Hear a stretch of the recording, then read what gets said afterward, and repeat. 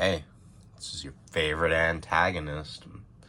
I'm back again, just to reiterate my views and my worldview on why I'm not a fan of the modern Pokemon market, and I'm not participating in buying, Pokemon cards at the moment, even though I would like to. I just can't. And I'll give you my reasons why in this video. And it's a couple different reasons, but they're all kind of more of the negative reasons outweighing the positive reasons. I could go out and I could go buy Pokemon cards now, and I'd probably have a good time.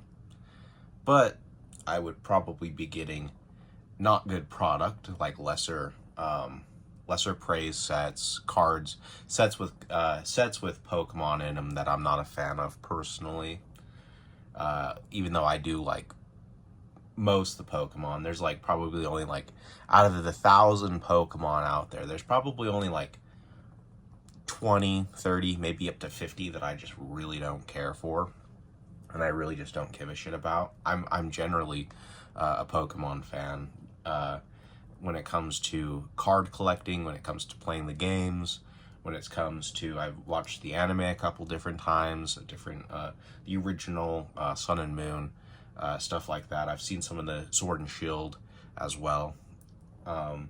So that's the first big turnoff, is that there isn't good product out there readily available. That's the big number one turnoff.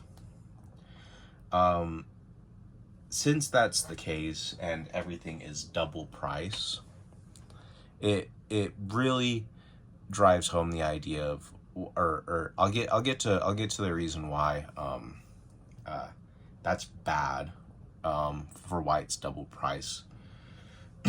Knowing what I know. So, since it's not readily available, and the only way you can really get it is by paying the piper, paying someone else, paying a scalper to get it to you, basically another middleman, There's the manufacturer, right? The manufacturer, they make the Pokemon cards in the factory, and it's in Washington. And when they make the cards, they get card stock, there's a lumberjack that goes out and starts his day shift, and they cut down some trees. And then that just gets transported over to some factory where, it gets turned into some kind of paper or card stock or what have you. There are people who, I don't know how they get ink. They get it from like squids. I know that's one way. And they get the aluminum foil, hollow foil. It's made of metal. It's very thin metal, but that's why it's called hollow foil.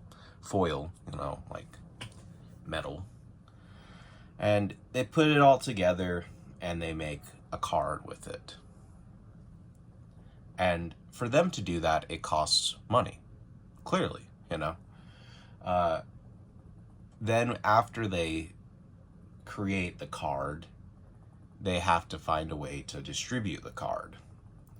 And usually they oversee the distribution of cards, but they're really not like completely in control of what's going on, quite like they are at the factory.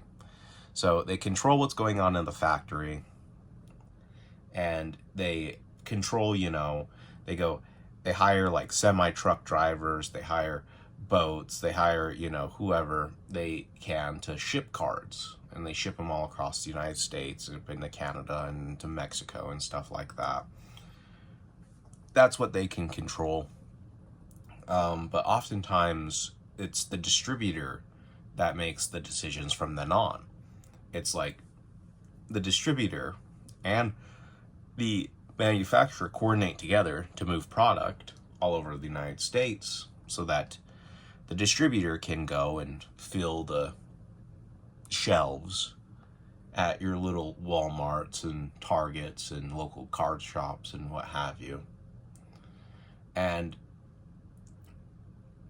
then what those are called, like the retail stores, are the sellers. So we have the manufacturer makes it, the distributor transports it, and then the seller, the brick and mortar store, sells them. Okay? There are only 3 people in the basic process. Yes, there are people who go out and they chop down trees, and there's people who make ink and aluminum and metal forge and stuff like that. But we don't count those because they buy the supplies already. And ultimately, there's 3 main steps in the process of ultimately the end buyer receiving the cards, opening them, enjoying them. And the 4th step is the scalper. Okay? The product has already been sent out all across America. The product is already out there. The distributor already did their job. The seller is going to do their job. The manufacturer who created the cards in the first place, they've already done their job. The cards should be just down the street, but a scalper has come along and he has cleared the shelf. And he's not a fan of the game. He's a fan of money. He knows the game he's playing because he could go buy off anything. He could go buy a bunch of hamburgers at McDonald's.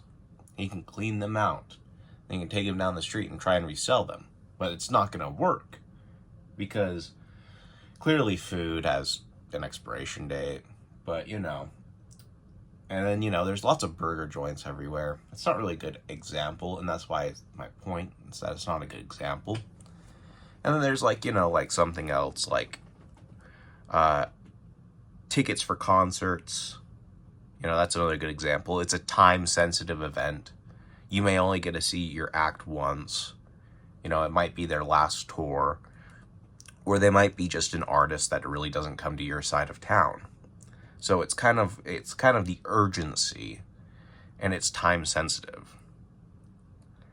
And it's the same thing that happens is that, you know, the natural order of things has already occurred. The natural series of events.